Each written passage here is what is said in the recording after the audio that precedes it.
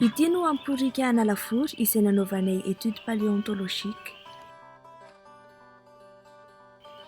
Izahay dimy mianadahy eto ahitana ny Elita, ny Rina, Tso, Michela ary Mina dia nentin'ireto paléontologue nanao izany hijerena bebe kokoa momba ny subfossile. Ravinaina ny anarako, paléontologue aho. Salama, izaho Nadia dia izaho koa paléontologue. Mandavaka, manala rano avy ao anaty lavaka, manala ny fotaka, manivana,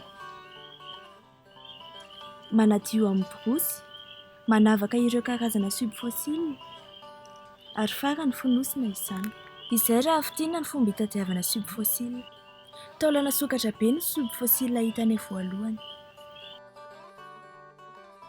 Teo ihany koa ny hippopotame na koa hoe lalomena araka ny faheno amin'ireo lovantsofina malagasy. Nahita taolana voay tsy mitovy amin'ny fahita ankehitriny ihany koa izahay. Mety ho toy izao ny endrik'izy io. Nisy koa ny taolam-borombe izay goavana raha oharina amin'ny autruche. Vokatry ny fikarohana siantifika dia fantatra fa anisan'ireny biby ireny taty amin'ity faritra ity. Noho izany azo lazaina fa nisy ala sy rano teto izay nonenan'izy ireo raha hialina taona lasa izay.